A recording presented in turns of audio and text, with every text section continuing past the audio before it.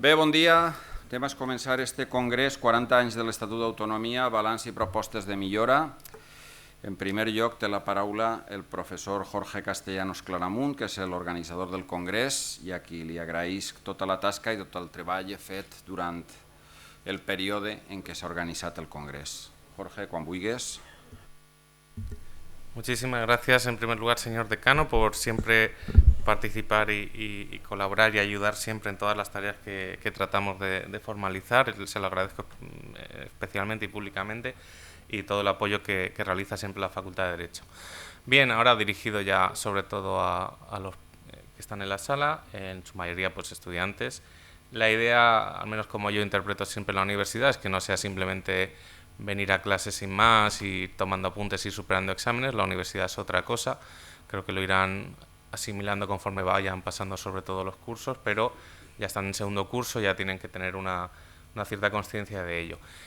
Hay una serie de eventos que se van produciendo a lo largo de la universidad que uno a lo mejor no lo valora especialmente, pero que cuando pase el tiempo lo valorarán más, y es poder analizar o conocer circunstancias que vayan más allá de la propia asignatura. En este caso, más allá de los derechos fundamentales, de constitucional que iremos viendo y que desde luego tendrán que asimilar y aprender para poder superar la asignatura, a mí me gusta completar con una serie de actividades que ya les digo, les enriquece más de lo que ustedes puedan pensar. Y en este caso tenemos una efeméride importante, que es el 40 aniversario del Estatuto de Autonomía. Es una cuestión que ya han estudiado en primer curso, que es una ley que obviamente nos atañe a todos de primera mano. Además de nuestro texto constitucional, pues obviamente a nivel autonómico el Estatuto de Autonomía y el cumplimiento del 40 aniversario es una fecha a celebrar.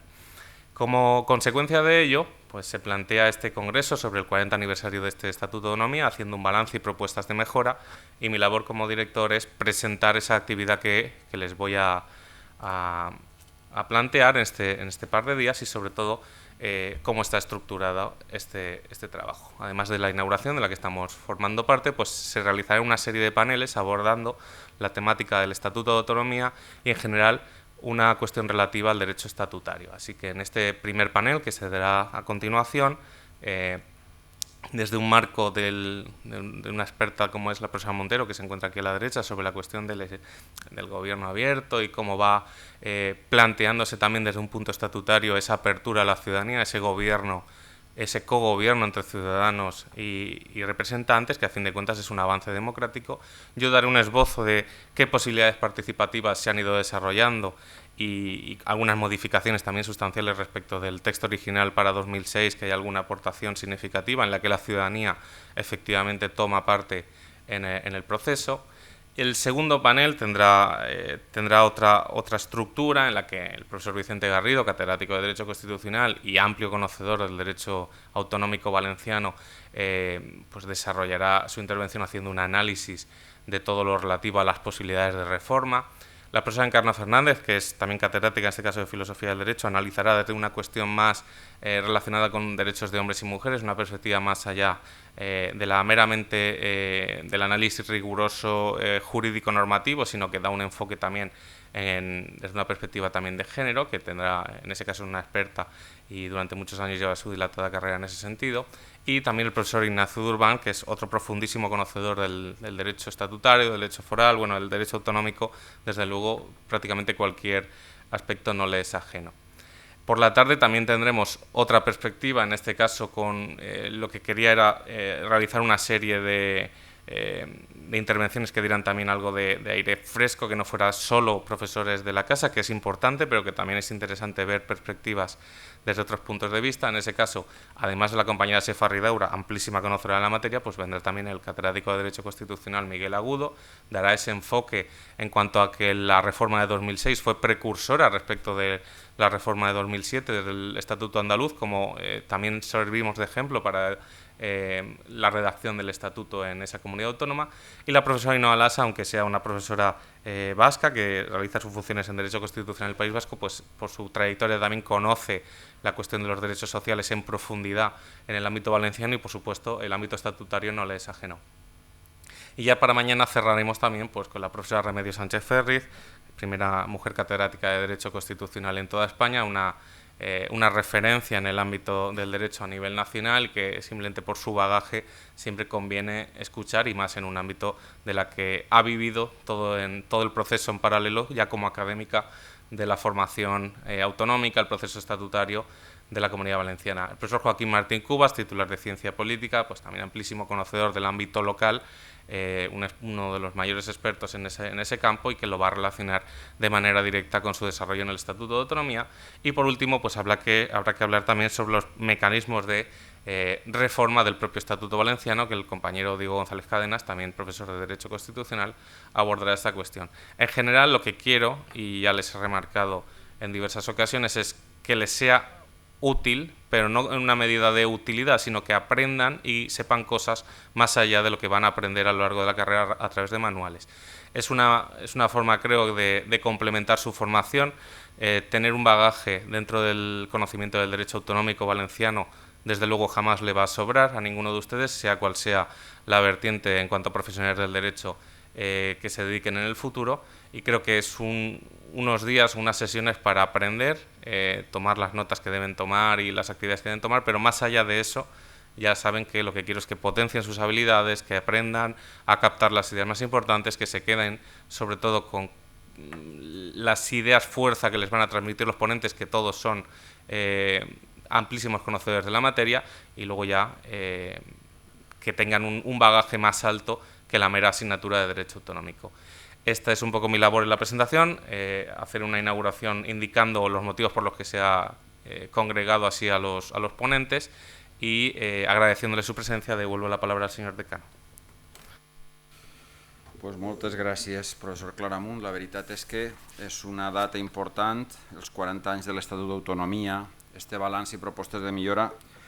Jo normalment en aquests casos es nota que som de dret i que hi ha determinades coses que uno sempre troba a faltar. La primera és que si fem un balanç, i aquest balanç se pot fer en números. Vostès saben quants instituts de secundària havia a la ciutat de València en el moment de morir Franco, l'any 75? Va, el precio justo. 13. Número, està bé, s'acosta. S'acosta perquè si li llevem l'1 i queden 3, doncs estaria bé. El Sorolla, el Benlliure i el Luis Vives. I dos més que eren pirates, perquè havien tancat el Sorolla, els alumnes que no entraven en el Sorolla van constituir en el seu professorat dos instituts, el Juan de Garay i el Juan de Juanes crec que eren, però eren pirates, perquè no estaven reconeguts per el Ministeri. Quants instituts hi ha avui dia a la ciutat de València? Més de 13. Caram. Veus, aquestes coses se poden fer numèricament. N'hi ha 34. Hem passat de 3 instituts a 34. Jo mateix, quan vaig estudiar la secundària, vaig tractar de fer la secundària en un institut públic perquè el professorat era molt millor que els dels col·legis i no vaig poder. Me van dir que tenia alguna opció en el Sorolla, que estava a 5 quilòmetres de la meva casa, fer el nocturno i acabar a les 11 i tornar a casa a les 11 a peu, perquè no hi havia transport públic en aquella època en la ciutat de València, doncs tornar a peu és un desastre, no? Això se pot fer en els instituts, se pot fer en els centres de salut, se pot fer en servicis socials. O sigui, el canvi que ha experimentat esta terra, i no solament esta terra, Andalusia i pràcticament tot l'estat espanyol en 40 anys d'autonomia, és impressionant. Vostès no l'han viscut perquè són joves i tenen aquest avantatge, els que són més vells han pogut veure aquesta transformació i comprovar que efectivament a aquest país la descentralització política li senta molt bé. O sigui, l'esclafit que ha pegat aquest país arran de l'autonomia política és impressionant. Sempre que hem descentralitzat a aquest país li ha anat bé. Ho dic perquè moltes voltes cal explicar aquestes coses i en números, a vostès els números es queda... Jo sé que ja saben que en el 75 hi havia 3 instituts i ara n'hi ha 34. Hem multiplicat per 10 el número d'instituts. La segona cosa és que això cal pagar-lo. O sigui, si n'hi ha 34 instituts és més car que tindre'n 3. I com es paga això? I anem al segon greu problema que té aquesta comunitat autònoma, que és el finançament. És a dir, l'Estat ens deixa de pagar cada any com a mínim 1.300 milions d'euros. Això vol dir que cada 10 anys palmem la meitat del pressupost de la Generalitat. Este país sempre ha repartit mal els seus pressupostos afavorint a unes determinades comunitats autònomes, totes les que estan a ponent, podríem dir, les Castilles, Astúries, Galícia, ja no dic Cantàbria, el País Basc, Navarra, i sempre ha perjudicat a les del Llevant, o sigui, Catalunya, la Comunitat Valenciana, Múrcia, la part oriental d'Andalusia, les Illes Balears, etc. I és un problema greu que moltes vegades no abordem perquè som de lletres, som de dret, i aleshores els números no ens funcionen, però jo crec que moltes vegades en els números està la veritat.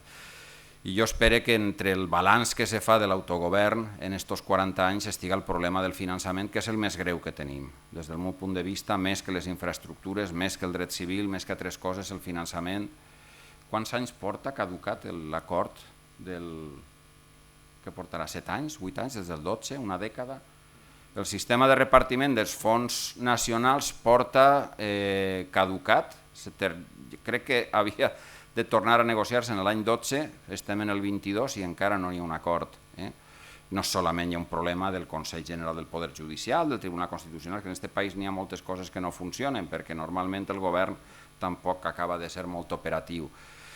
Ja dic que cada any perdem entre 1.300, 1.500, 1.800, depèn de com es comptabilitzen, milions d'euros, i això és un problema molt greu, perquè repercuteix en la qualitat de la seva docència i en la qualitat de les seues instal·lacions, en la plantilla que imparteix les docències, etc. I després, clar, com que soc de l'Associació de Juristes Valencians, no volia deixar passar esmentar la qüestió del dret civil valencià. Unes sentències del Tribunal Constitucional del 2018 han deixat sense contingut pràcticament 7 articles del nostre Estatut d'Autonomia. El Tribunal no va tindre valor d'impugnar i de carregar-se l'Estatut, i va fer una interpretació que moltes vegades a uno no acaba de sorprendre'm d'aquestes sentències. Igual, més que analitzar l'Estatut i la foralitat jo crec que és una cosa que ja no t'interessa arran d'aquestes sentències del 2018, se podia haver parlat de la deriva del Tribunal Constitucional arran de la sentència sobre l'Estatut de Catalunya i la destrucció, entre cometes, del principi dispositiu que fins a aquell moment havia funcionat i que d'alguna manera havia engreixat el sistema autonòmic o l'estat autonòmic. Això ja no existeix, i les sentències sobre el dret civil valencià són una bona mostra de que de vegades els problemes no només els tenim nosaltres, sinó que venen de Madrid. La qüestió del finançament és un problema del govern de la nació, el problema del dret civil és un problema del govern de la nació, i el que sí que hem fet nosaltres és desenvolupar la comunitat autònoma i fer el que devíem de fer, millorar la sanitat, millorar l'educació, millorar els serveis socials i millorar tot el que hem pogut. No únicament l'han fet els valencians, jo crec que l'han fet totes les comunitats autònomes del país, i en aquest sentit la nostra part jo crec que està complida, i segurament este congrés donarà raó de com han anat complint-se aquests requisits. Aquestes coses no són teòriques, aquestes coses no són únicament perquè prenguen notes i després facin un treball. Totes aquestes són qüestions que es toquen directament a vostès i que milloren o empitjoren la seva vida en el futur. Tindran més treball i cobraran més el dia de demà si aquesta comunitat autònoma rep el que necessita, té les competències que necessita, etc. Per això dic que té una part teòrica i té una part pràctica molt important, i jo li agraïsc al professor Jorge Castellanos que en una jornada, en un congrés com este, se puguen abordar aquestes qüestions, perquè ja dic que tenen una importància cabdal. I res més, dit això, que sempre és el rotllete del degà, però d'esta matèria alguna cosa sé i alguna cosa he llegit, i res més. Volia donar per obert o per inaugurat este congrés sobre 40 anys de l'Estatut d'Autonomia, balanç i propostes de millora, i desitjar-los el millor dels profits. Moltes gràcies.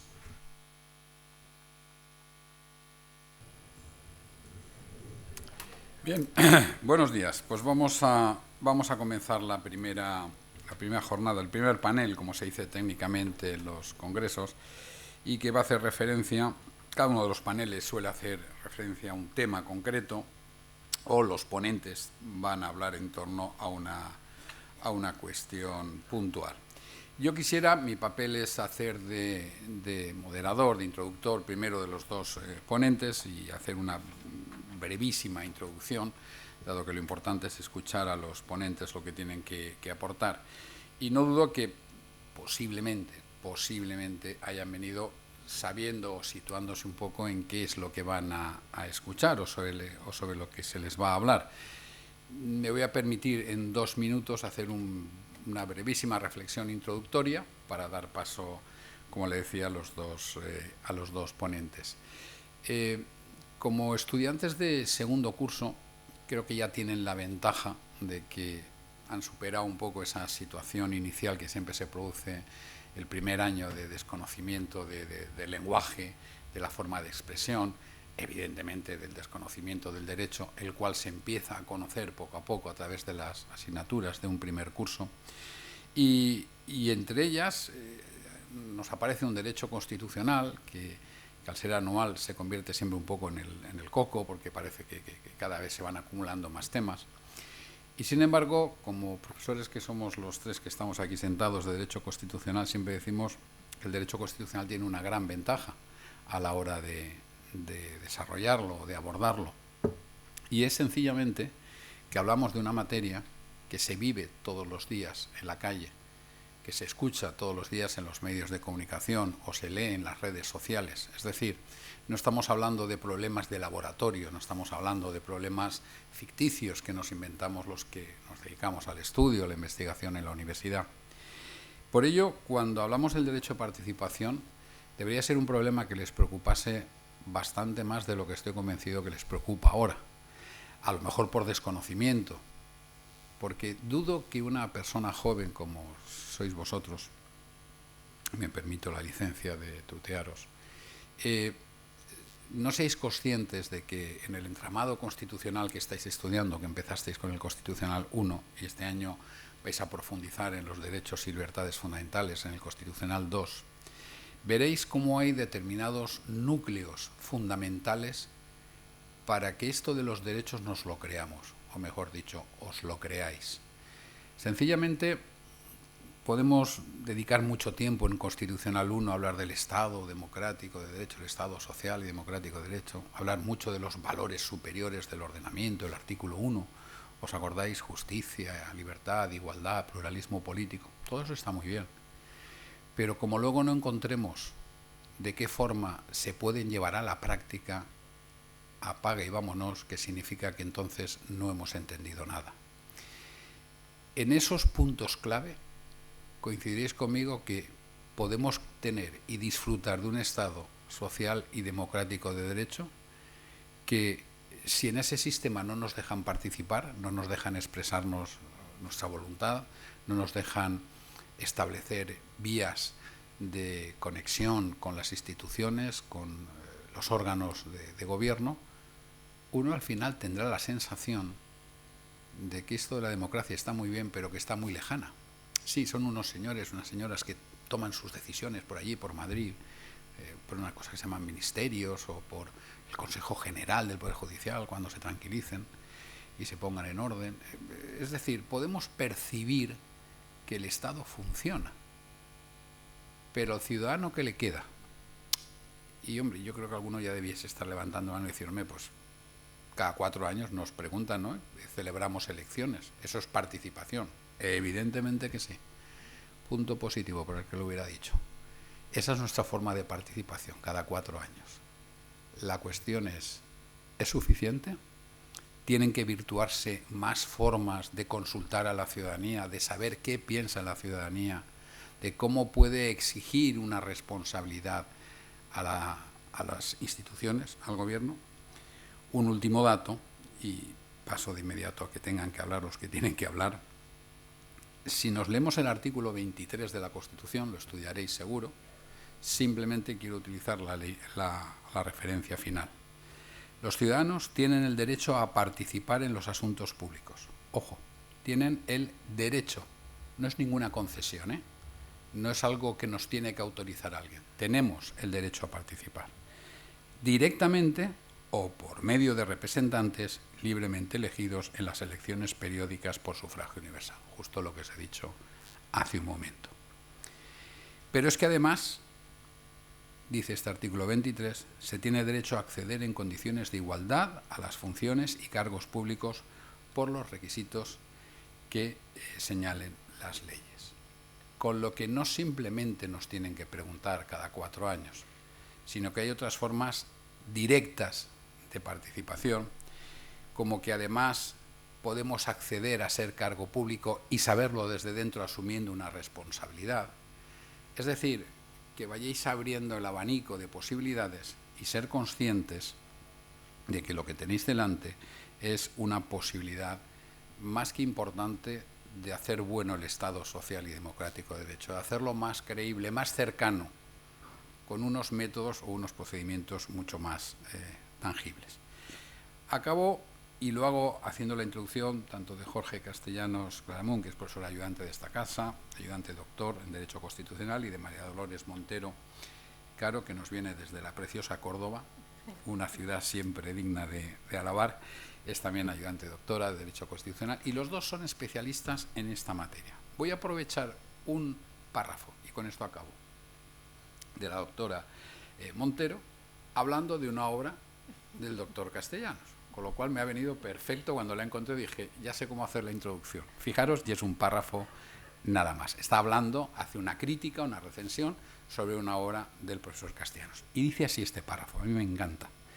El autor afirma que la participación política y ciudadana responde a la cultura y tradición política de cada lugar, y aquellos que se fundamentan en la democracia y la convivencia pacífica subrayan con especial énfasis la capacidad de participar en las decisiones de toda la ciudadanía, sin exclusión. De ahí que afirme que si se enarbola la bandera de la participación desde solo una parte de la ciudadanía y se elevan a la categoría de universales aspectos que solo son reclamaciones de un ámbito en concreto, es decir, de esa pequeña parte de la ciudadanía que levanta la bandera y hace suyas las reclamaciones y el resto estamos callados, corremos el riesgo de perder algo tan valioso como la capacidad de participar en el destino común de todos. Es decir, que tenéis en vuestra mano comprometeros y exigir de las instituciones y de los órganos públicos lo que estiméis conveniente o ajustado a norma, o podéis quedaros en la mayoría silenciosa, ser uno más de esos que no están ni se les espera, y que cuando tienen la oportunidad de poder accionar con su voluntad la mejora de la sociedad, prefieren quedarse en casa. Es una libre opción que tenemos todos y cada uno. Pues esos son los trabajos que han hecho los dos intervinientes, que veréis cómo os va a gustar, porque es un tema tangible, es un tema perceptible, más dentro del marco de los 40 años de autonomía, que también ha apuntado el decano, pues tenemos en nuestra comunidad autónoma con claros y sombras, con luces y sombras, pero que a fin de cuentas es el momento del análisis y de aportaros ideas que os puedan servir. Pues tiene la palabra en primer lugar la profesora Montero Caro, luego lo hará el profesor Castellanos Claramunt, y al acabar podéis preparar alguna pregunta, alguna intervención, si lo creéis oportuno, sobre los contenidos. Gracias. Correcto, donde quieras. Bueno, buenos días. En primer lugar, muchísimas gracias al profesor Castellanos por, como siempre, contar conmigo para este tipo de jornada, en este caso un congreso sobre el Estado autonómico, y por supuesto muchas gracias al profesor Félix Crespo por la agradable presentación y por aunar nuestras investigaciones, que es verdad que se parecen bastante, pero bueno, yo espero en no mucho tiempo llegar a alcanzar menos la mitad del nivel que tiene vuestro profesor, que me consta que es vuestro profesor, en temas de participación ciudadana, gobierno abierto, que es de lo que yo voy a hablar relacionándolo con el Estado autonómico. Y nada, muchísimas gracias. Y ya de paso me voy a tomar, si el director me lo permite, la licencia, viendo el público que tengo delante, que me recordáis a mis alumnos, que yo también estoy dando ahora mismo clase en Córdoba, de esta asignatura, no sé los planes de estudio aquí cómo aparece, pero vamos, la que corresponde al estudio del título 1 de la Constitución, el estudio de los derechos y deberes fundamentales, y yo lo voy a dar, como, si me lo permite, como si fuese una clase a mi alumno, también para que no sea tan aburrida para vosotros. Entonces os voy a lanzar como pregunta al aire, luego responderé, pero mi intención es que reflexionáis un poco sobre lo que planteo aquí. Y antes de comenzar, que de verdad voy a prometer no cansaros mucho, atenos también de lo que ha dicho el profesor Félix Crespo anteriormente. Se lo digo esto también mucho a mis alumnos.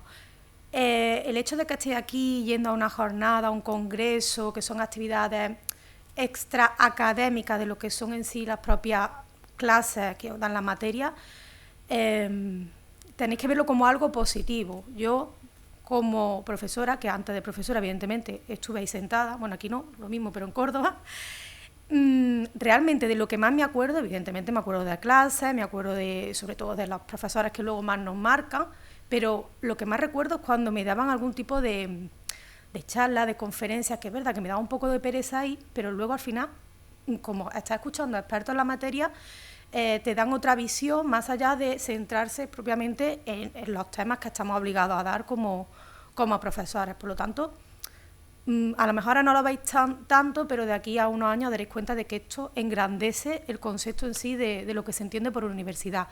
Y que sepáis, ya también trayendo a colación lo que ha dicho vuestro decano, hablando de los institutos, porque es verdad que yo no sé valenciano, pero creo que lo entiendo, han hablado del número de institutos. Recordad que un profesor universitario, aparte de ser docente, es investigador, y eso es una suerte también que tenéis. Por ejemplo, vuestro profesor, el profesor Castellano, es uno de los mayores expertos a nivel nacional en temas de participación ciudadana. Lo mismo digo, a lo mejor no lo veis, pero eso es un mérito más que tienen sobre todo las universidades públicas, y simplemente para que lo planteéis, y ya, de verdad, no me enrollo más y voy al tema. Bueno, para encuadrar precisamente en el objetivo de este congreso, sobre los 40 años del Estatuto de Autonomía de vuestra comunidad autónoma, es verdad que yo no soy conocedora sí lo conozco porque he estudiado el Estado autonómico, pero evidentemente el estatuto que más conozco es el mío, el Estatuto andaluz, pero sí que he hecho una especie de comparativa y sobre todo relacionándolo con aspectos que tienen que ver con la idea de gobierno abierto, que os voy a explicar de forma muy resumida en lo que consiste. Bueno, estos serían los puntos que yo iba a tratar en esta pequeña presentación. Primero, pues eso, qué es el gobierno abierto, que sepáis de lo que estamos hablando, qué relación existe entre el gobierno abierto y el propio concepto de democracia, que supongo que estudiaríais al principio del curso pasado, que es la democracia. Luego ya, para centrarnos en sí en el tema de esta jornada, os hablaré cómo se configura el gobierno abierto dentro de nuestro ordenamiento jurídico, tanto desde el punto de vista de la propia Constitución, cómo los estatutos de autonomía recogen esta idea del gobierno abierto y qué legislación de desarrollo existe actualmente, porque, bueno, os adelanto ya que sabéis que, bueno, hay una fuente del derecho que habéis estudiado, la famosa pirámide de Kelsen, que primero está la Constitución y luego hay una serie de normas que no pueden contradecir lo que diga la Constitución y existen normas de desarrollo precisamente de, sobre todo lo que vais a ver este año, de derecho. Luego nos centraremos en el papel del gobierno abierto en la Comunidad Valenciana, que además aquí me gustaría incidir mucho en el carácter que tiene como comunidad autónoma innovadora en este aspecto, que incluso en otras comunidades autónomas, como en la andaluza, la usamos como referente. Y por último, unas conclusiones que espero que también podáis sacar cada uno de vosotros y vosotras. Bueno, en primer lugar, para saber de qué estamos hablando, ¿qué se entiende por gobierno abierto? Si yo digo, ¿qué es el gobierno abierto? Y vosotros analizáis las dos palabras, diréis, pues un gobierno que no es cerrado, diréis, tampoco es muy difícil de saber, ¿no? Un gobierno que no es cerrado, que está abierto a la ciudadanía. Ahí, por ejemplo, ya os puede venir a la cabeza lo que ha comentado antes el profesor Félix Crespo, la participación. Está abierto a la ciudadanía, por lo tanto, la participación tiene que ser una pieza fundamental. Pero solo la participación, bueno, aunque hay muchas teorías, muchas definiciones del concepto de gobierno abierto, es verdad que es un concepto relativamente reciente, es verdad que en el siglo XX se escuchaba, pero siempre relacionado con los secretos oficiales del Estado. Pero, sobre todo desde que Barack Obama ganó las primeras elecciones en Estados Unidos, hizo suya esta nueva concepción de apertura gubernamental. Y, de hecho, cuando fue elegido por primera vez presidente de los Estados Unidos, en su discurso de investidura, pues pronunció lo que se conoció como el Memorando de Gobierno Abierto, donde indicaba que el gobierno que iba a empezar a presidir su administración, como se conoce en Estados Unidos, iba a estar impregnada de los valores del gobierno abierto. Y en concreto dijo Obama que esos valores se basaban en 3 pilares básicos. Uno, el que ya he adelantado, participación. Participación, evidentemente, ciudadana, escuchar a los ciudadanos. Transparencia, que seguro que os suena también este concepto. Transparencia es precisamente que no sea opaco sobre todo lo que es público. La transparencia, además, podemos encontrarlo desde 2 vertientes. La vertiente de transparencia o publicidad activa, que es si hay, por ejemplo, algún gasto público o los famosos sueldos de los cargos públicos de cualquier administración, ya sea estatal, autonómica, local, estén disponibles para los ciudadanos.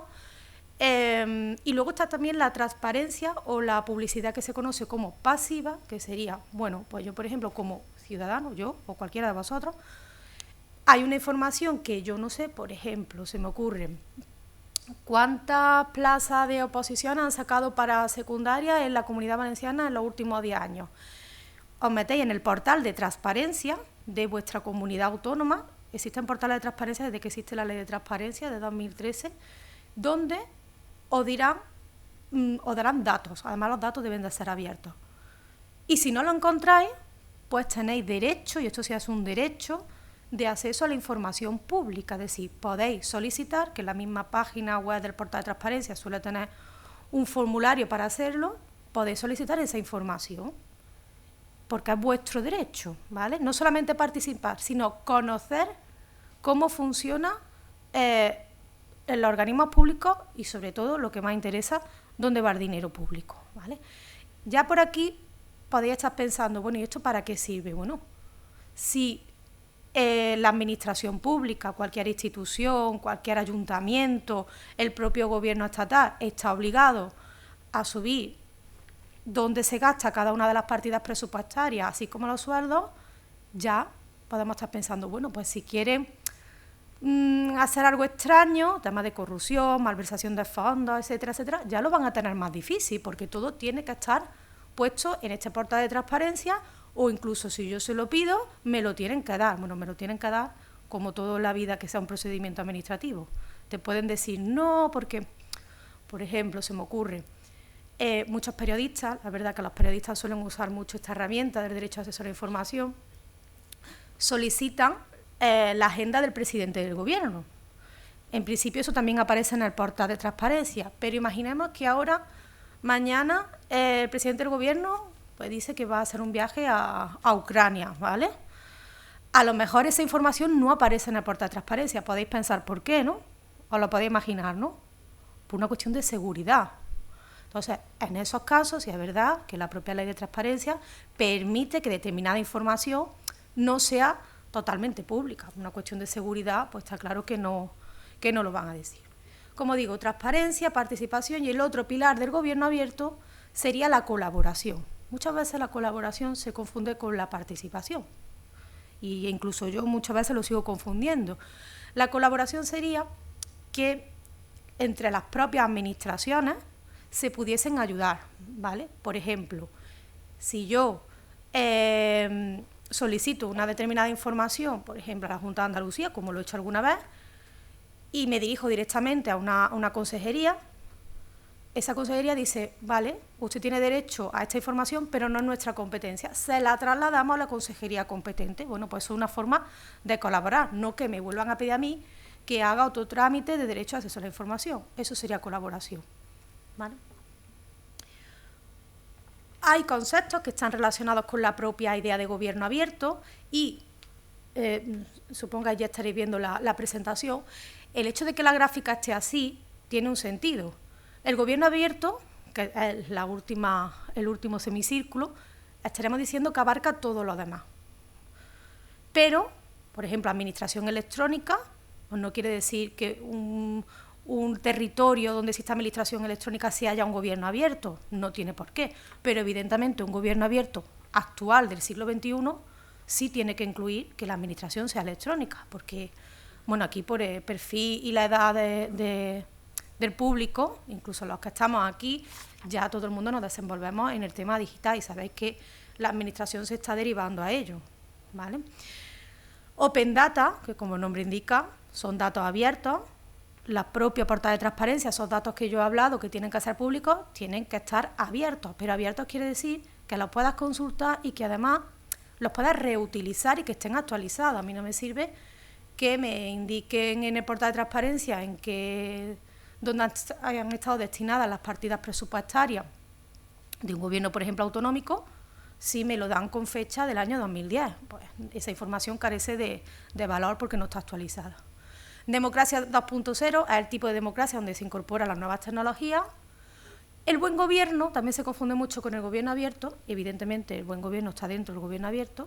Son como los códigos éticos, los principios que los altos cargos tienen que tener a la hora de ejercer su propio cargo para el que ha sido elegido. ¿Y qué tiene que haber hecho el gobierno abierto con la democracia? Pues muchísimo, muchísimo, y ya la habéis estado viendo, nada más que transparencia, participación y colaboración está relacionado con un sistema democrático. Yo siempre a mis alumnos le pregunto, ¿qué es lo contrario de democracia? Si yo dijera, ¿qué es lo contrario de democracia? ¿Qué diríais? ¿Qué sistema es lo contrario de democracia? Una dictadura. ¿Qué características tiene un sistema dictatorial? ¿Que es autoritario? ¿Qué pasa con los derechos en un sistema dictatorial? Desaparecen o están limitados, etcétera, etcétera. Por ejemplo, un sistema dictatorial, el derecho que hemos hablado de participación política está limitado o no me sirve de nada. Si es un Estado donde hay elecciones pero se presenta un único partido, no hay pluralismo político, pues tampoco no es democrático, evidentemente. Pero el concepto de democracia, que sabemos lo que es, incluso no habiendo estudiado, todo el mundo sabe lo que es una democracia y lo que sería una dictadura, pero también va cambiando a lo largo del tiempo. Lo que se consideraba que era un sistema democrático justo después de la Segunda Guerra Mundial se sigue considerando ahora, pero ya no basta con eso. Ahora hay que incluir otra serie de regulaciones relacionadas con el sistema democrático, como puede ser el fomento de la participación, la transparencia, en definitiva, los valores del gobierno abierto, que lo que buscan al final es una rendición de cuentas. Esto viene de la palabra también anglosajona, accountability, ¿vale? Es decir, nosotros nos movemos en un sistema representativo, está claro, elegimos nuestros representantes, pero nuestros representantes no vale por decir, bueno, pues a mí me han votado ya 4 años para hacer lo que quieran, no. Sigue siendo responsable durante esos 4 años con respecto a los ciudadanos que te han elegido, ¿vale? Y tienes que rendir cuentas. Pongo aquí 2 frases. Voy a empezar por la última del filósofo Norberto Bobbio, que decía, un Estado tiene mayor o menor democracia según sea la extensión del poder visible respecto del invisible. ¿A qué estaría relacionando democracia? ¿Con qué pilar de los 3 que hemos visto del gobierno abierto se ocurre? Muy bien, con la transparencia. Está hablando, sin que todavía sea famoso el concepto de gobierno abierto, transparencia, como en los últimos 10 años, él ya está siendo asentando un precedente de lo que es el concepto actual de transparencia. Una democracia se considerará tal cuando mayor sea el poder visible, lo que se ve de lo que se conoce ahora también mucho como las cloacas del Estado, ¿no? Entonces, ahí ya nos está diciendo que se fomenta la democracia. Y luego, Churchill, que seguramente conoceréis, decía, de una forma un tanto irónica, que la democracia es el peor sistema de gobierno diseñado por el hombre, con excepción de todos los demás. Claro, lo digo con forma irónica porque está diciendo como que es mala la democracia, pero no está diciendo realmente eso, sino si quitáramos todos los demás, es el peor. Lo que quiere aquí decir es que, bueno, que las democracias son mejorables, pero que evidentemente, teniendo en cuenta los demás sistemas, pues, por supuesto, más vale tener una democracia con determinados aspectos que no son perfectos a tener, por ejemplo, una dictadura o una autocracia. Entonces, después de haber hecho, os planteo, se está cuestionando el sistema representativo porque estamos diciendo, tenemos que participar continuamente, no solamente en periodo electoral, tenemos que pedir acceso a la información pública, y entonces, ¿de qué sirve que yo vaya a votar y le dé mi voluntad a un representante, una representante, para que durante 4 años me represente, si ahora estoy diciendo que tengo que estar continuamente diciendo, ¿qué haces? ¿Qué pensáis? Bueno, lo dejo en el aire, si os han mandado algún trabajo, lo respondéis. pues al final será una cuestión de confianza. No es que estemos todo el rato cuestionando a nuestros representantes. El sistema representativo, igual que lo que decía Churchill, podría ser el mejor sistema que hay ahora mismo y que se ha demostrado en la historia, el sistema representativo, porque además, por el tamaño de nuestra sociedad, imaginemos que si ahora ya hay poca participación política, imaginemos que cada semana, cada vez que se quisiera aprobar una norma a nivel autonómico, os llamaran para que os pronunciéis, ¿vale?, a través de un referéndum. Pues a lo mejor la primera vais, pero el segundo domingo que os llamen y os pillen fuera, vais a decir, yo no, que hoy me toca comer paella con la familia. Y no vais, ¿vale? Y no vais. Esto a lo mejor en ciudades, porque al final es una cuestión también cultural, en ciudades o en países como puede ser Suiza, pues sí funciona más, pero porque es además un país muy pequeñito. O en el ámbito municipal, que siempre es como la administración más cercana al ciudadano. En cuanto a cómo está regulado el gobierno abierto y ahora me meto ya en el ámbito estatutario, cómo está incluido el gobierno abierto en nuestra Constitución, como he dicho, el concepto de gobierno abierto aparece con las primeras elecciones de Barack Obama, que fue en finales de 2008. La Constitución, ya sabéis todos de qué año es, 1978. Entonces, la palabra gobierno abierto no la vais a encontrar en la Constitución, evidentemente, pero sí en lo que se basa el gobierno abierto, participación. Ya lo han dicho antes, ¿no hay un derecho de participación política en la Constitución? Sí, el artículo 23. Ya tenemos uno de los pilares en nuestro texto constitucional. El propio artículo 1.1, el primero de los artículos, nos dice que España es un Estado social y democrático de derecho. Democrático, relación con el gobierno abierto. El artículo 9.2, que también estudiaría el año pasado, se hace un llamamiento a los poderes públicos para que el derecho de participación no caiga en un saco roto, sino hay que fomentarlo. Hay que fomentarlo, pero no solamente la participación política, sino la económica, la social y cultural. Seguramente en vuestra jornada del año pasado, de bienvenida a la universidad, os hablaron del Consejo de Estudiantes, os animaron a participar. Es una forma también de participar, ¿vale? Y por último también el artículo 105b, que es el que habla de esa publicidad pasiva que he dicho anteriormente, del acceso a la información pública.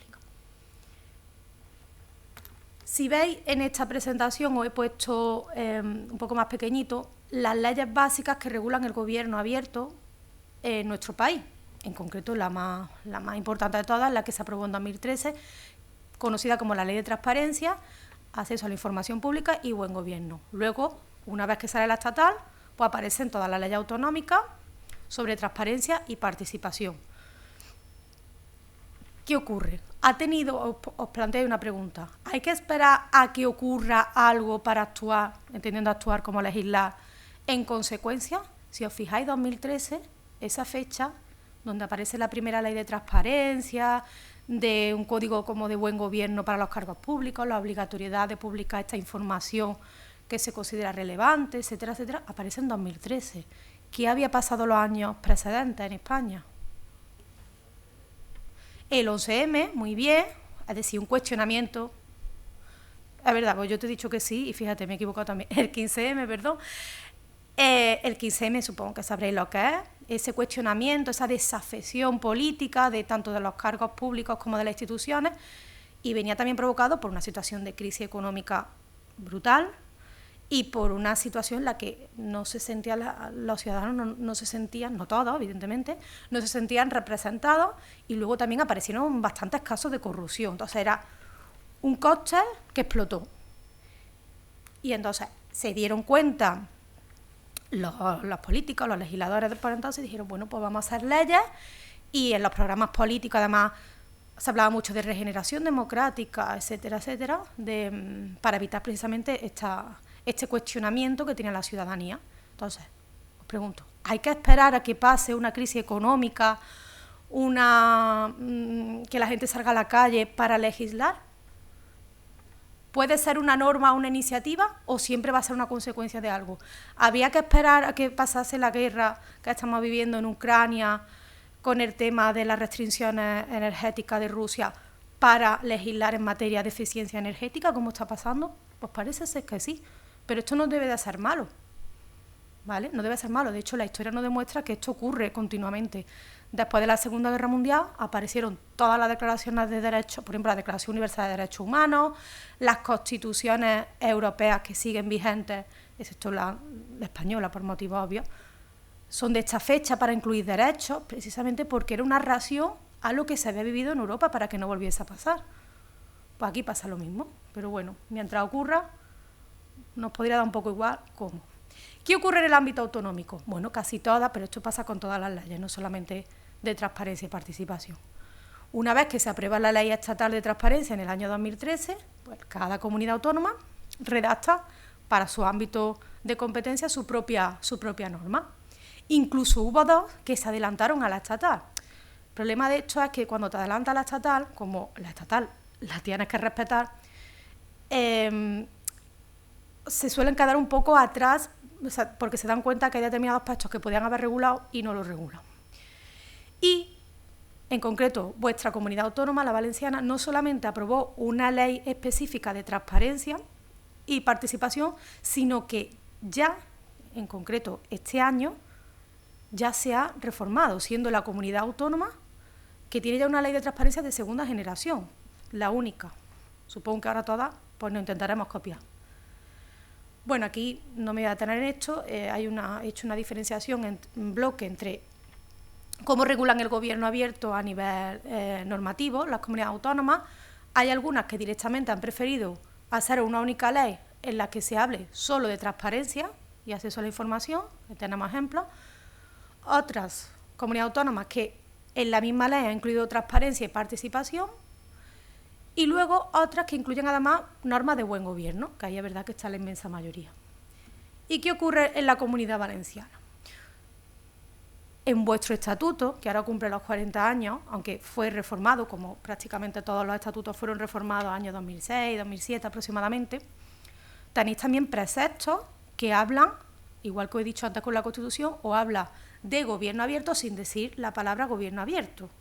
Pero tenéis el artículo primero, donde dice: la Comunidad Valenciana tiene como objetivo la consecución del autogobierno en los términos de este estatuto, reforzar la democracia y garantizar la participación de todos los ciudadanos. Ya tenemos el primer pilar ahí del gobierno abierto, participación.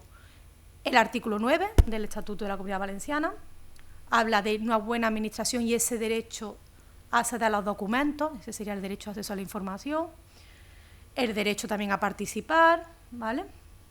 Y luego en el artículo 70 habla de una particularidad de la participación, que además, esto sí, lo digo yo como cordobesa, fuimos pioneros en Córdoba, los llamados presupuestos participativos en el ámbito municipal, que es verdad que ha tenido bastante éxito y es verdad que se ha extendido a lo largo del territorio.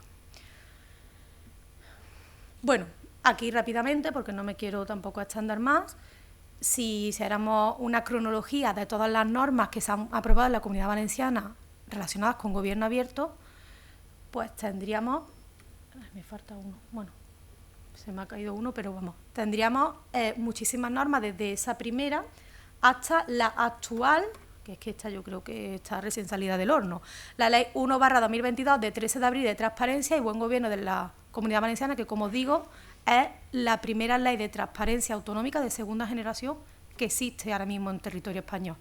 Y, evidentemente, eso deroga la anterior ley que había de 2015 y están a las puertas de que se apruebe una también nueva ley de participación que haría ya que se derogara completamente la ley de 2015.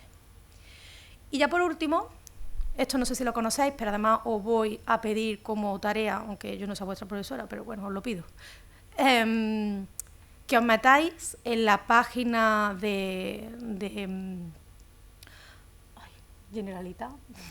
la Generalitat y naveguéis un poco, porque la Comunidad Valenciana también este año se ha incorporado a la Alianza para el Gobierno Abierto. OGP es el nombre en inglés, Open Government Partnership, ¿vale? ¿Y por qué digo que es interesante esto? Porque además podéis participar, podéis... de hecho, es necesario que participe mientras más gente mejor, en configurar las políticas de los próximos meses de vuestra comunidad autónoma. Esta alianza, pues al final lo que hace es congregar a diferentes territorios, al principio eran países solamente, pero ahora se está fomentando el que sean también territorios de ámbito infranacional, ya sean regiones o municipios, ¿vale? España se incorporó a esta alianza en 2011 y luego en España, País Vasco y Madrid 2018, Madrid ciudad, no comunidad autónoma, Cataluña y Aragón en 2020 y este año se ha incorporado también la Comunidad Valenciana y el Principado de Asturias en esta alianza a nivel internacional. ¿Y en qué consiste formar parte de esta alianza? Bueno, pues se obligan a hacer planes de acción, en este caso son por un periodo de 6 meses, que además, precisamente como un gobierno abierto, no es algo que creen solamente los cargos públicos, sino que os piden que participéis, ¿vale? Ahí tenéis las 3 líneas de trabajo en las que trabajo ahora mismo. Y bueno, en cuanto a conclusiones, más o menos después de todo lo que os he contado, podríamos decir que el gobierno abierto al final lo que hace es fomentar a mayor regulación y fomento del gobierno abierto. Estaríamos hablando de una mayor calidad democrática, que esta calidad democrática, lo que se consideraba democracia hace 30 o 40 años, no es exactamente lo mismo que ahora, sino que ahora se pide cada vez más, igual que cada vez hay más derechos sociales, más necesidades. No basta con crear normas, he puesto aquí que forma, hay que creerse el gobierno abierto, porque si yo soy un cargo público y hago normas de gobierno abierto o publico los datos porque me obliga la ley, pero realmente no me lo creo, pues no estoy haciendo nada. La descentralización en España, el Estado autonómico propiamente dicho, hace posible que se regule la transparencia y participación en estos ámbitos autonómicos y locales, que siempre es más cercano a la ciudadanía y a sus problemas. Y que, bueno, la experiencia que os acabo de contar de vuestra comunidad autónoma, de incorporarse a la Alianza para el Gobierno Abierto, pues debe ser el camino a seguir por otros territorios, entre los que incluyo el mío, que voy a hacer todo lo posible porque así sea en los próximos años, de que Andalucía también, como vosotros, podamos pertenecer a esa Alianza para el Gobierno Abierto. Y por mi parte, nada más, muchísimas gracias. Muchísimas gracias, profesora Montero. Yo creo que en la línea de la expectativa que he tratado de generar, no es que nos haya defraudado, es que habéis visto la capacidad de abrir ideas, reflexiones en torno a puntos clave que, como os decía, ojalá os inviten en ese trabajo que tenéis que hacer a reflexionar cuanto menos. Creo que con eso nos damos seguro todos por satisfechos. Pues es el turno del profesor Castellanos. ¿Qué os voy a decir del profesor Castellanos? Vamos a ver, no. Están todos mirando hacia arriba diciendo, va, no te vengas arriba, que se va a notar que sois compañeros, que vais a quedar. Solo deciros que tenéis una gran suerte de que os esté dando clase, porque creo que es una persona con una capacidad, lo estaréis viendo en el día a día, pero veréis que en temas mucho más técnicos o que le han dado lugar a una investigación profunda es brillante, sería la palabra. No me excedo más y aprovechamos el tiempo para escucharle, que es lo importante en este caso. Don Jorge, cuando quiera. Pues muchísimas gracias al profesor Crespo. Desde luego, no sé si lo tuvieron en el curso pasado, pero bueno, siempre cuando doy clase en Derecho Constitucional 2, aquellos que me dicen que han tenido en Constitucional 1 al profesor Crespo, aparte que se nota, siempre le recuerdan con muchísimo cariño, y me consta que el cariño de todos los alumnos y de los compañeros es unánime. Agradeciéndole sus palabras, sobre todo quiero incidir en los mensajes que están recibiendo, más allá de que, a ver, todo tiene un sentido. Si ahora toman notas, lo que quiero es que concentren las ideas principales y que sepan asimilar un discurso, es decir, que uno esté presenciando una ponencia de calado jurídico, que es a lo que no están acostumbrados, y que sepan extraer las ideas principales. Luego, realmente lo que más me importará es cómo digieren ustedes todas esas ideas y cómo realmente presentan una valoración personal, porque a fin de cuentas lo que les va a hacer progresar es, más allá de analizar los datos y los contenidos, que ustedes tengan ideas propias, que a fin de cuentas, cuando hablamos de la temática de la participación, cuando hablamos del ámbito democrático, lo que queremos es que, y más en el contexto universitario, realmente todos y cada uno de los universitarios especialmente, pero de todos los ciudadanos, lo que tengan es esa capacidad de participar con un criterio propio. Y además en una sociedad en la que, especialmente con los más jóvenes, pero se trata permanentemente de bombardearles con mensajes, muchas veces contradictorios y en la mayoría de los casos contra sus propios intereses, para ir alineando determinadas ideas o pensamientos. Aquí lo principal es que ustedes tengan las ideas y los pensamientos que ustedes quieran, que sean completamente libres, pero que esa libertad sea producto precisamente de escuchar cuantas más perspectivas diferentes mejor. Precisamente el ámbito de las redes sociales o el ámbito tecnológico lo que hace es, paradójicamente, restringir en la mayoría de los casos el mensaje que reciben, con lo cual acaban teniendo acceso a una información tan sesgada y tan unidireccional que, aunque no se den cuenta, son cada vez menos libres. ¿Y cómo van a ser más libres? Pues precisamente teniendo el mayor conocimiento y bagaje posible. Luego, ya les digo, podrán tener cada uno las ideas que quieran, pero siempre dentro de un contexto de libertad.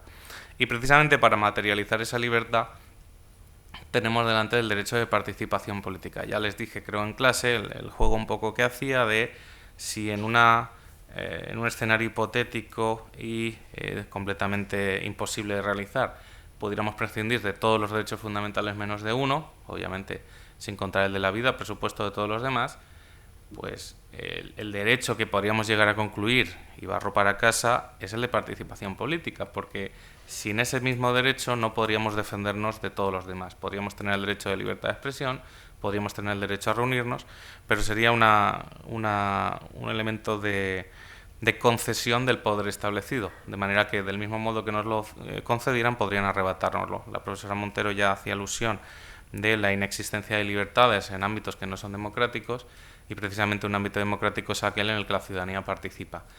Por tanto, que exista este derecho de participación no es que sea importante, es que es fundamental y crucial para que efectivamente estemos en un contexto democrático. Si ese contexto democrático se nutre del pluralismo político, de las mayores ideas diversas, de confrontar pues eso, pensamientos y planteamientos que son opuestos, pues eso nos permite enriquecernos a todos. Ya les expliqué, yo siempre trato de hacer partícipes a los alumnos de por qué explico las clases así o por qué estructuro las clases así. No es una cuestión de que me levanto por la mañana y se plantea así, sino que quiero que escriban lo mejor posible, que se expresen lo mejor posible y, lo más importante, cuando ya tengan todo el bagaje de la asignatura, cuando ya hayan estudiado toda la asignatura, sean capaces de defender una posición jurídica con respecto de otra, es decir, que sean capaces de debatir. Y eso es lo que les abrirá muchísimas puertas el día de mañana a nivel personal, como ciudadanos, y también lo espero en el mayor de los éxitos que les deseo en su ámbito profesional. Esa participación política, que no tiene que quedar solo en un artículo de la Constitución, ahora haré un repaso normativo porque obviamente, y ustedes convenían conmigo en la primera de las sesiones, uno de los objetivos que tienen que tener es tener un bagaje jurídico que obviamente vienen también a alcanzar precisamente sus estudios universitarios. Hay que conocer la normativa, pero hay que ser lo suficientemente inteligentes para saberla interpretar y, sobre todo, tener un criterio propio que les permita, pues, en algunos casos, tomar una decisión de calado jurídico que vaya para sus intereses o sus clientes si se dedican a la abogacía, pero sobre todo con una finura y un criterio jurídico que les diferenciará de los demás. Eso es importante también, porque lo pueden aplicar a todos los órdenes de la vida. Entonces, cuando hablamos de participación, a mí no me gusta banalizarla y en ocasiones... y ahora les diré, y luego lo entenderán, por qué hay algunos ejemplos que parece que se promueve la participación, pero que es contraproducente. Cuando se habla de participación infantil o cuando se habla de la participación de los jóvenes y prácticamente lo que quieren es que ustedes pues eso, vayan con tambores y fiestas por la calle y eso es participar, yo creo que eso les ridiculiza a ustedes porque no les toma en consideración como personas adultas y con criterio. Yo creo que cuando se habla de participación de los jóvenes lo que hay que hacer es acercarse a los parámetros que ustedes, pues por el contexto de su vida o por su edad, tienen unos referentes diferentes a generaciones como la mía o la del profesor Félix Crespo. Pero, desde luego, lo que tienen que hacer es ajustar esos parámetros a unas realidades democráticas. Lo que no se puede hacer es considerar que, como ustedes son jóvenes, su idea de participación va a ser un botellón. Eso es ridículo y ya les digo... No, es que muchas veces se plantean las medidas de participación de los jóvenes ridiculizando la participación y, en último término, minusvalorándoles a ustedes. Yo, cuando hablo de los jóvenes, lo que hago es que pongo muchas veces una presentación en la que digo, no digo yo, entre comillas una cita, y dice: los jóvenes contestan mal a sus padres, no son responsables, no son conscientes de la realidad en la que viven, una serie de adjetivos que va contra los jóvenes. Y esa cita textual no pongo quién la dice. Prácticamente todas las personas critican a la generación posterior por una sencilla razón, porque no han tenido todavía la experiencia suficiente para cometer sus propios errores. Entonces siempre es algo con natural criticar a los más jóvenes. Pero esa cita es curiosa porque cuando en la siguiente diapositiva aparece quien la dice, lo dice Sócrates. Entonces Sócrates está diciendo de los jóvenes de su época que contestan mal a sus padres, que no son responsables con el trabajo, que no son, a fin de cuentas, lo que él pretende que sean con una edad superior. Entonces, este mensaje lo que quiero trasladar es, sí, vamos a hablar de participación, vamos a hablar desde un contexto normativo, a ser posible estatutario, pero vamos a hablarlo también desde una perspectiva de esto es importante y es fundamental para el propio contexto democrático en el que estamos. Es decir, si banalizamos la participación porque son jóvenes, si banalizamos la participación con normativa dispersa y permanente que no profundiza en ningún caso y que simplemente trata de abanderar, como la profesora Montero destacaba de uno de mis trabajos, una parte solo de las ideologías o una parte solo de los pensamientos, no estamos entendiendo nada. La participación ciudadana es de los ciudadanos, independientemente de su condición sexual, ideológica, edad, es de los ciudadanos. Y la democracia como tal, el concepto propio de democracia, consiste etimológicamente en el que poder, kratos, reside en el demos, el pueblo. No hay más criterio que ese, y cuando se habla de participación ciudadana, verán que hay una serie de clasificaciones. Yo siempre digo que hay tantas definiciones de participación ciudadana como autores que se dedican a ella. ¿Por qué? Porque a todos nos gusta dejar nuestro sello y decir, pues no, la participación ciudadana es esta. Pues bueno, yo aporto mi sello. La participación ciudadana para mí es cualquier incidencia de los ciudadanos en los aspectos de calado público. Es decir, si yo me reúno con el alcalde de mi municipio en un bar y le traslado alguna inquietud, estoy participando en el contexto político. No hace falta un ámbito burocrático, no hace falta una restricción normativa. Lo que tengo que tener es un interés en incidir en un aspecto de contenido público y como ciudadano ejerzo esa función. Luego podemos hablar de la participación administrativa, de la participación ciudadana juvenil, de la participación laboral sindical. Podemos hablar de miles de cuestiones, pero el todo, no coger la parte por el todo, sino el todo, el concepto grande, como antes veíamos en una diapositiva de la profesora Montero, es participar por parte de los ciudadanos en el contexto público, ya está. Luego se materializa en normativa. Si esa normativa se va desgajando y se va especializando al punto de que se desnaturaliza, lo veíamos en clase con los derechos fundamentales y la regulación del contenido esencial. Si desdibujamos a tal punto un derecho que no es practicable o lo hace irreconocible, es que eso no es legislar o desarrollar un derecho, va contra la propia Constitución. Si cogemos la participación y la pintamos de verde, pues sigue siendo la participación pero pintada de verde, pero el hecho de pintarla de verde la banaliza o la desdibuja. Empiezo por el final. La profesora Montero hablaba del ámbito autonómico en su parte final. Valenciano obviamente no incidía porque tampoco era la finalidad que tenía yo al invitarla que hablara específicamente del ámbito valenciano, porque creo que hay otros profesores que podemos desarrollar esa función en este contexto, pero precisamente esta semana se presentará ante el Consell la nueva ley de participación ciudadana. La ley de 2015 de transparencia y buen gobierno del ámbito valenciano, la 2/2015, ha sido derogada por la 1/2002 de transparencia, como ya bien les ha dicho la profesora Montero, quedando vigente todavía el título quinto referente a la participación. La nueva ley de participación, que se tramitará en próximas semanas y que imagino que tratarán de aprobar antes de las próximas elecciones municipales y autonómicas, presenta alguna que otra cuestión que el otro día en su presentación por parte de la directora general, a la que adoro a nivel personal muchísimo, pero planteaba algunas variaciones que creo que no van a ser buenas. Habla de que no hay ninguna edad mínima para participar, lo cual es un poco complicado de entender porque si ya se habla peyorativamente de los jóvenes, pues imagínese que cualquier edad fuera válida para participar, sin ningún tipo de madurez intelectual o una posibilidad de incidir verdaderamente en cuestiones de calado público por su falta de entendimiento. Es decir, uno para participar, la primera de los escalones o de las tareas que tiene que completar es tener una información.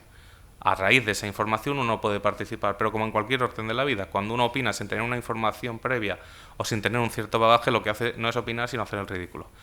Con una información previa y una cierta madurez uno puede ya deliberar con aquellos que no piensan como él, puede exponer públicamente sus inquietudes completamente válidas si se argumenta y se razona de manera adecuada y luego llegar a un cierto consenso o no que determine una decisión final. Eso básicamente, cuando se realiza en un contexto público, es participar en el ámbito público.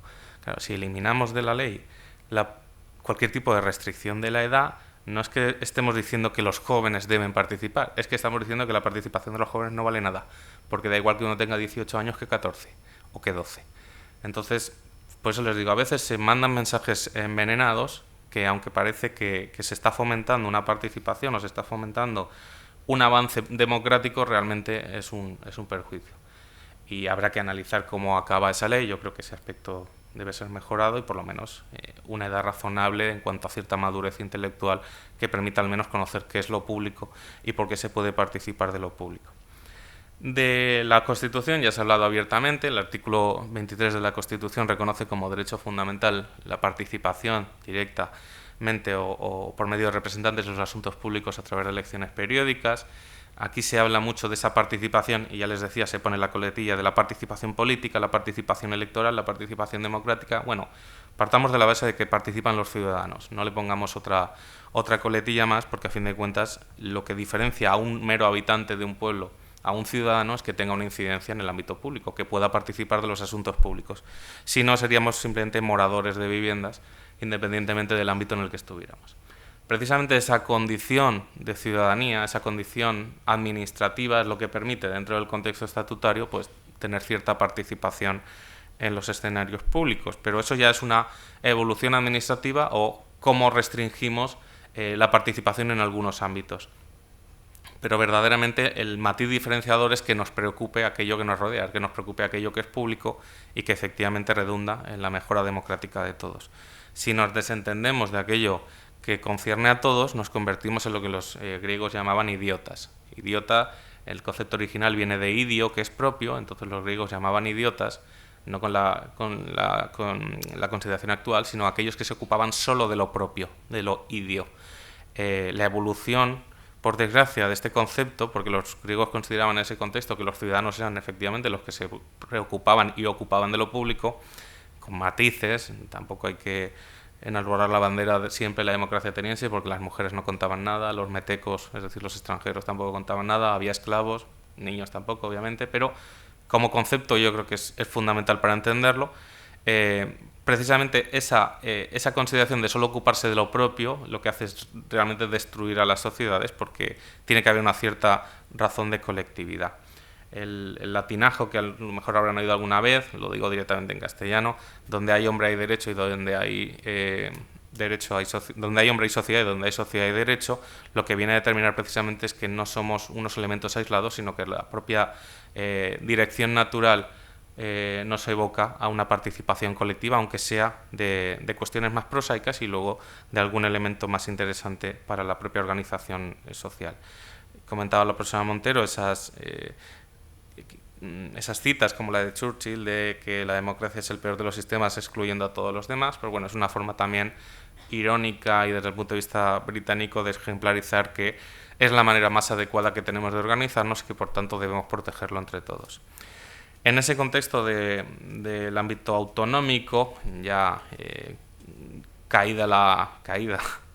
luchada y conseguida también la democracia en el año 78, pues ya se va evolucionando en esa parte preautonómica que desde luego aquí ya está presente la profesora Remedios Sánchez, no me atrevo tampoco delante de ella a explicarles todo el proceso autonómico teniendo a personas de tanta relevancia delante, pero lo que es relevante es que esa cristalización del año ya 82 con el Estatuto de Autonomía, lo que viene a refrendar ya desde el propio primer artículo 1 es que habla de que la Comunidad Valenciana tiene como objetivo la consecución del autogobierno en los términos de este estatuto y a continuación expone reforzar la democracia y garantizar la participación de todos los ciudadanos en la realización de sus fines. Ya no es un mandato constitucional que por supuesto, sino que en el propio contexto autonómico, en el ámbito estatutario, también se refrenda ampliamente esta posición. El artículo 3.3 también habla de ese derecho a participar, entendido como colaborar y compartir la vida social y cultural del pueblo valenciano. A fin de cuentas se evoca a esa razón colectiva de sociedad. El artículo 9.4, que es nuestro equivalente autonómico también al 9.2 constitucional, cuando habla de que se promoverá la participación de los agentes sociales y del conjunto de la sociedad civil en los asuntos públicos, también desde un prisma estatutario. El 10.3 habla de que se deben articular políticas, a fin de cuentas, que garanticen la participación de la juventud, precisamente, en el desarrollo político, social, económico y cultural, también la participación y protección de las personas mayores. todo contexto político, todo que nos concierne realmente a todos los ciudadanos, debe tener una garantía participativa porque lo que supone es una defensa democrática. El artículo 11 también habla de que conforme a los derechos sociales se velará en todo caso porque las mujeres y los hombres puedan participar plenamente, y habla de la vida laboral, social, familiar.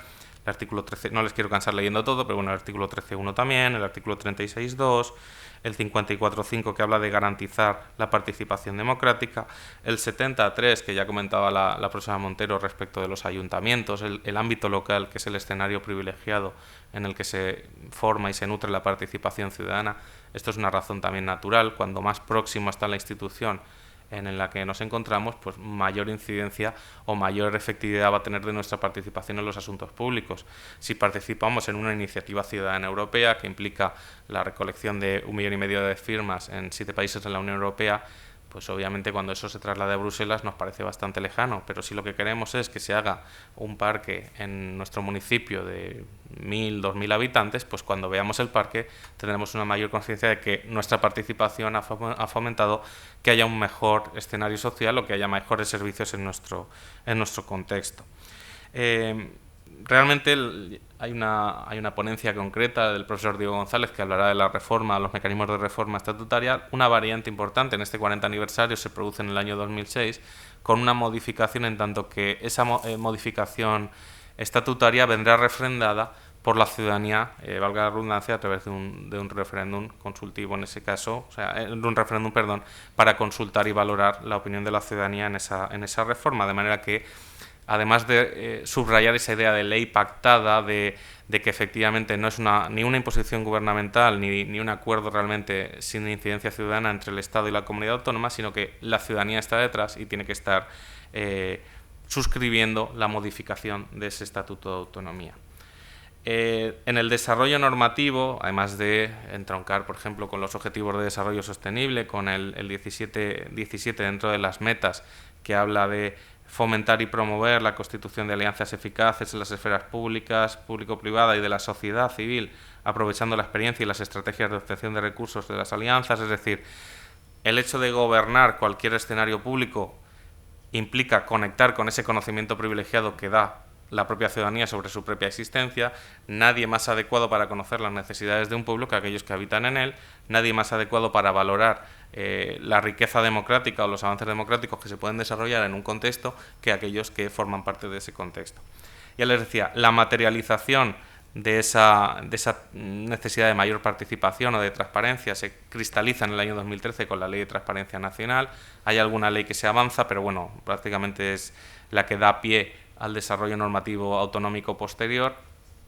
También les digo que España era de los pocos países europeos que todavía no había desarrollado una normativa sobre transparencia. Somos de los últimos en acogernos a esta cuestión, pero bueno, se va desarrollando con posterioridad. La ley obviamente tiene sus defectos y sus posibilidades de ser enmendada y mejorada, pero a fin de cuentas ya es un punto de partida para que esos pilares que comentaba la profesora Montero se vayan produciendo y generando un ámbito creciente en el ámbito democrático. La ley valenciana, la ley 2/2015, ya he mencionado antes, supone también pues, la cristalización autonómica de esa normativa, y hay una segunda ley en abril de este año, el 1/2022, de transparencia de la Comunidad Valenciana, en la que realmente lo que se produce es lo siguiente. La evolución de esa norma de 2015 lo que pretendía era una nueva norma de gobierno abierto con el anterior conseller, el profesor Manuel Alcaraz, pero que termina la legislatura sin cristalizar. Ese proyecto de ley de gobierno abierto lo que acaba haciendo es desmembrándose en dos partes, considerando la participación como un ente propio y la transparencia y el buen gobierno por otro lado. De hecho, hay un cambio en la normativa, en la nomenclatura de la Consellería, que pasa a ser, en vez de transparencia y participación, aunque sea algo anecdótico, en la actualidad se llama de participación y transparencia, cooperación y calidad democrática. Esa normativa de 2022 va a ser complementada con lo que presumiblemente sea la normativa de 2023 de participación, en la que además de ese detalle técnico de que no habla de una edad mínima para participar, lo cual creo que es un error, también habla de cierto bagaje en cuanto a las posibilidades de participar de aquellos que no residen físicamente en la Comunidad Valenciana. Es decir, se considerará valenciano a efectos administrativos aquel cuya última residencia antes de irse al extranjero haya sido la residencia administrativa en Valencia. bueno, tiene sentido también que aquellos que estén fuera por circunstancias pues puedan seguir participando en el desarrollo político de la Comunidad Valenciana. Se entiende, yo creo, también desde este punto de vista, como aquellos que han tenido que salir para prosperar en el ámbito, sobre todo profesional, pero que siguen teniendo en cuenta y siguen teniendo presente el desarrollo de su comunidad autónoma. Entonces, si bien habrá que ver con detalle cómo se ha articulado técnicamente, pues desde luego también puede ser un aspecto interesante a valorar. Ya les digo que con esa nueva ley lo que se pretenderá es derogar por completo la 2/2015, que sigue vigente su título quinto relativo a la participación.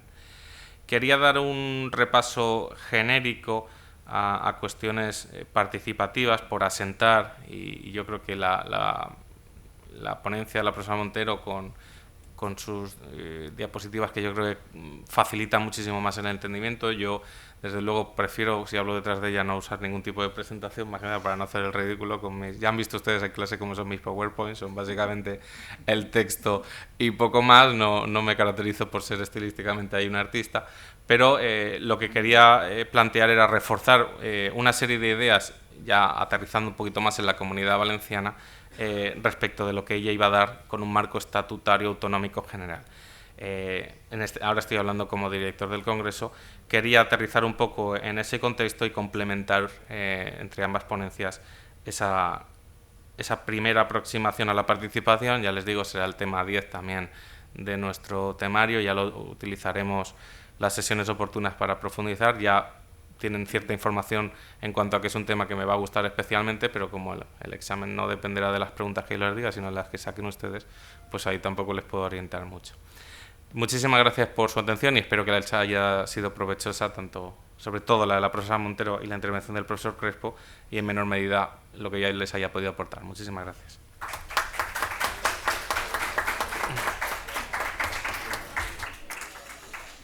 Muy bien, pues muchísimas gracias, profesor Castellanos, por, lo he dicho, por siempre la densa intervención que nos aporta, por cuanto a veces es difícil poder asimilar tantas ideas.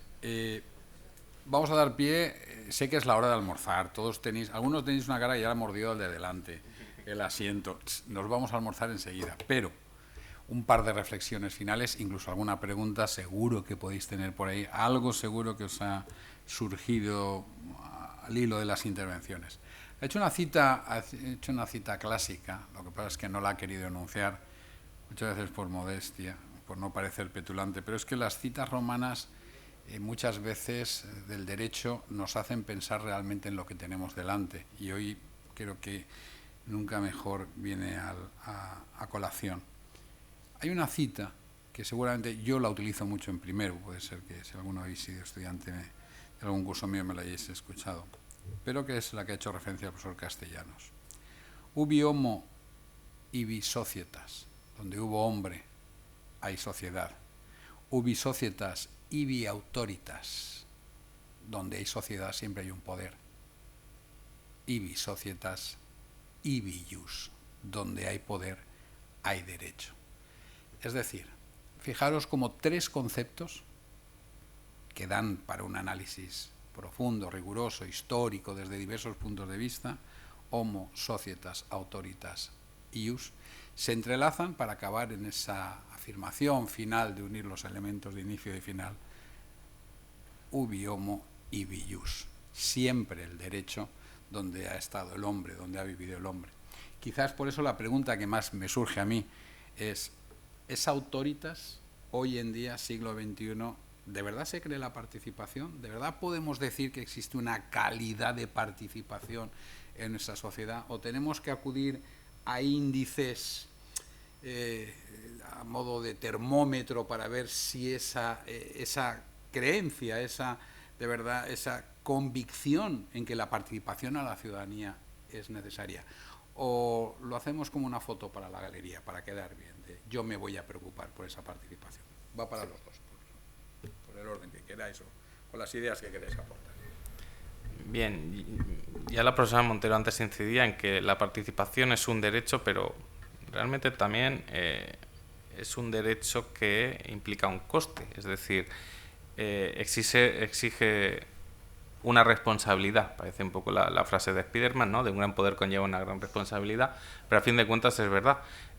Uno puede participar en una cuestión de calado público o puede estar dedicando el tiempo a algo que quiera, de manera privada. Por eso decíamos la cuestión de los griegos, que llamaban idiotas a que se dedicaban a aquellos solo de lo privado, y ahora estamos hablando de 25 siglos después, realmente no se considera el más guay o el más enrollado el que se va a una asamblea a echar la tarde para participar en mejoras de su pueblo. Tampoco digo que ahora luego vayamos todos en masa a participar en asamblea, cada uno es libre de materializar ese derecho como quiera, pero exige un coste de oportunidad, como todo en la vida. Mientras hacemos algo podríamos estar haciendo cualquier otra cosa, y por parte de la administración exige una labor de cierta concesión, es decir, uno ha sido elegido en una democracia representativa, que es desde luego el remedio técnico que nos permite el contexto democrático en el que estamos. Sería ingobernable llevar a cabo una democracia directa en nuestro contexto permanentemente, y que probablemente abocaría a una situación no deseada. Pero el representante libremente elegido en elecciones democráticas tiene luego que ceder parte de ese poder, de esa autoridad que comentaba el profesor Félix Crespo, y cogobernar, que es también uno de los conceptos que se dice ahora. Entonces, más allá de hacerse la foto, y sobre todo lo que refuerzo la idea, más allá de la ideología, porque da la sensación de que una determinada ideología única y exclusivamente va a abanderar la participación ciudadana, creo que es un error clamoroso. Decía Ortega y Gasset en la rebelión de las masas que ser de izquierdas o ser de derechas es una de las infinitas maneras que tiene el hombre de ser un imbécil, porque hoy en día, y lo decía ya en su época, los gobiernos de derechas realizan políticas de carácter social y los gobiernos de izquierdas, en cuanto llegan al poder, realizan políticas conservadoras económicamente. Entonces decía que era una suerte de hemiplegia moral, es decir, ser única y exclusivamente de izquierdas o única y exclusivamente de derechas lo que hace es perderse la mitad del espectro político.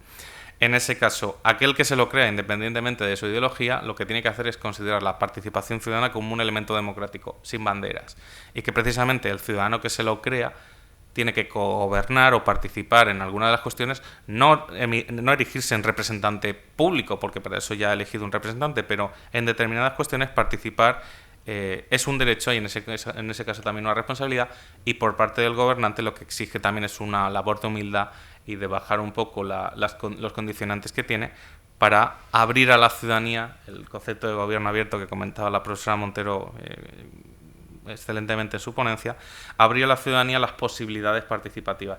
Efectivamente hay mucho en la época de redes sociales, Instagram, etcétera, hay postureo, la noticia permanente, el bombardeo informativo, sobre todo figurar como que parece que hacemos algo, y eso es un problema en todos los órdenes de la vida y por supuesto en el político también, pero considero que aquel que se lo cree de verdad y abre la participación como representante, y aquel que se abre la participación como ciudadano, realmente es el que refuerza el escenario democrático. Luego se materializan en cifras, por supuesto, pero creo que es un punto de partida, y valorar si ahora hay un mayor o menor incidencia democrática, pues bueno, habrá datos que hoy en día se calcula absolutamente todo, pero también hay datos que dicen que las generaciones actuales tienen el mismo interés político que tenían las generaciones de sus padres, solo que tienen otros intereses. Es decir, las manifestaciones o la reivindicación de la reconversión industrial de los 80 no es materializable con las generaciones que ahora tienen 20-25 años, porque no hay reconversión industrial en Asturias, entonces no hay una calle a la que ir a manifestarse como se podría ir la generación anterior, pero tienen redes sociales o tienen otra cuestión que se acaba un poco pervirtiendo en el click activismo, es decir, apoyo una causa en Indonesia con un clic, pero no hago absolutamente nada más. Pero eso también es lo que criticaba al principio, trivializar un poco las actitudes de los jóvenes. ¿Tienen interés político? Sí, exactamente igual que tenían la generación anterior. ¿Cómo se materializa? Con otros medios, porque es otra generación diferente. El que sepa encauzar o el que sepa ver cómo acercarse o a materializar esa participación tendrá mucho terreno ganado, independientemente de la ideología que propugne. Claro. Profesora Montero.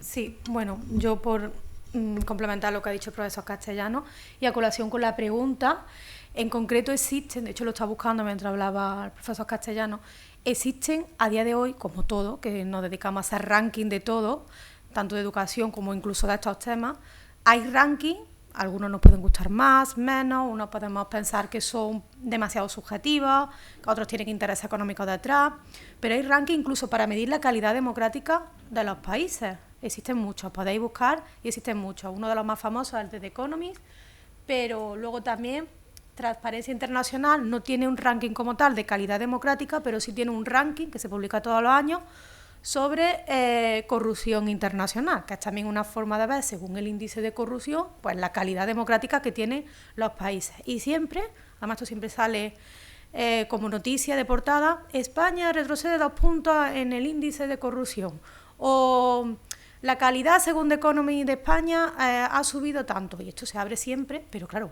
¿qué hay detrás de estos estudios? ¿En qué se basan para decir que España, por ejemplo, tiene más o menos calidad democrática? O adelanto que el último informe, por ejemplo, de The Economist, a España nos da una puntuación más baja que otros años.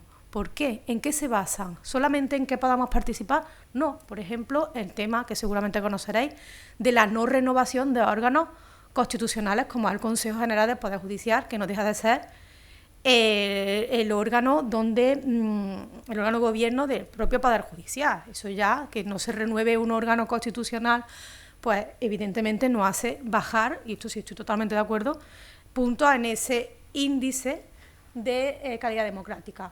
O el tema de la corrupción, pues lo mismo, o se basa mucho en temas de transparencia. Evidentemente al principio era si el país tenía o no ley de transparencia, y ahora, como prácticamente la mayoría de países democráticos tienen su propia norma de transparencia, pero no sirve de nada tener una norma si no nos la creemos o si no la aplicamos directamente. Os pongo un ejemplo. Como he dicho, en España existe una norma de transparencia desde diciembre de 2013, pero una situación bastante importante como fue la pandemia, ahí se paralizaron muchas demandas de derecho de acceso a la información pública, cuando era precisamente un momento donde los datos de determinadas situaciones, no solamente los datos de contagio o muerte, era algo primordial conocer por parte de la ciudadanía. ¿De qué sirve poner muchos mecanismos de participación ciudadana si la ciudadanía no los conoce? Es que entonces la calidad democrática no es, vale, existe norma, sí, existe norma, pero se aplica. El portal de transparencia, madre mía, tenemos que hacer portal de transparencia, pero no solamente a nivel estatal, sino todo a nivel autonómico, a nivel municipal, las universidades, los propios partidos políticos, cualquier institución pública que penséis, tiene su portal de transparencia propio. Vale.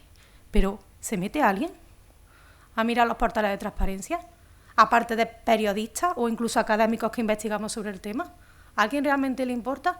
Yo siempre en mi grupo de alumnos pregunto y nadie conocía de la existencia del portal de transparencia, ni siquiera la estatal.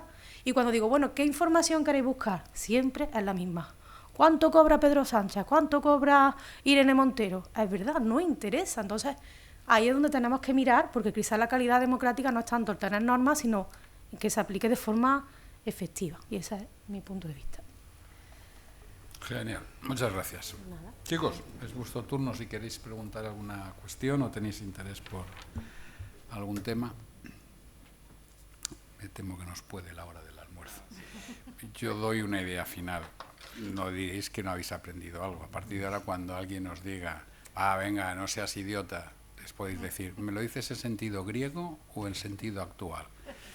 Y yo, en sentido griego, os digo, no seamos idiotas y preocupémonos por lo público, que nos irán mucho mejor las cosas. Gracias, chicos. Hasta la próxima.